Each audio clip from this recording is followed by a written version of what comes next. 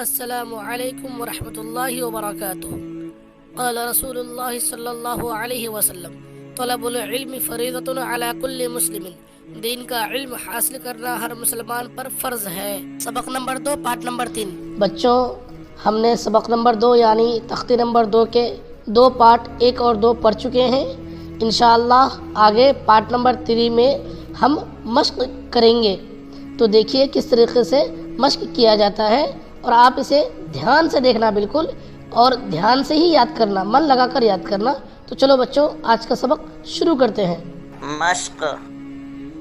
الف یا الف کاف نون شین تا عین یا نون واو میم الف یا دال را یا کاف لام عین لام ہا الف واو یا زا کاف را فا تا نون فا عین ہا الف لام ذال کاف را یا الف لام لام ہا فا شین یا کاف فا یا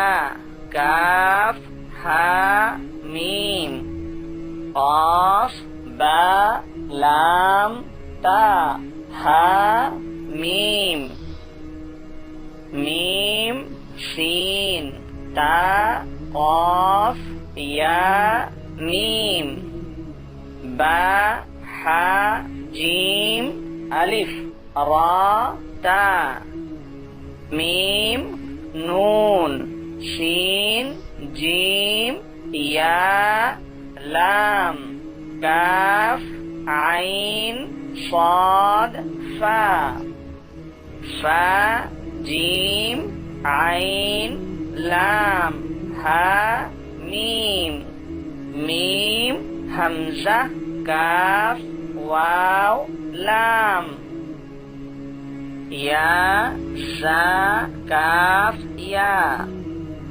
لام تا نون با حمزہ نون۔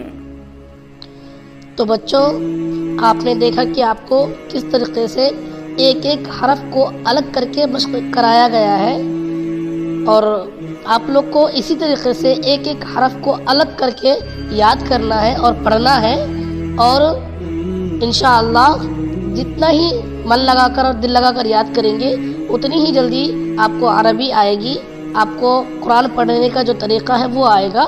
تو امید کرتا ہوں آپ لوگ من لگا کر اور دل لگا کر یاد کریں گے۔ تمام پیرنٹس، تمام والدین سے میری ادباً گزارش ہے کہ بچوں کو اس ویڈیو کو بار بار دکھائیں، تاکہ بچے کو جلد سے جلد یاد ہو جائیں، ان کا حافظہ مضبوط ہو۔ امید کرتا ہوں آپ میری بات کو سن رہے ہوں گے۔ فقط والسلام۔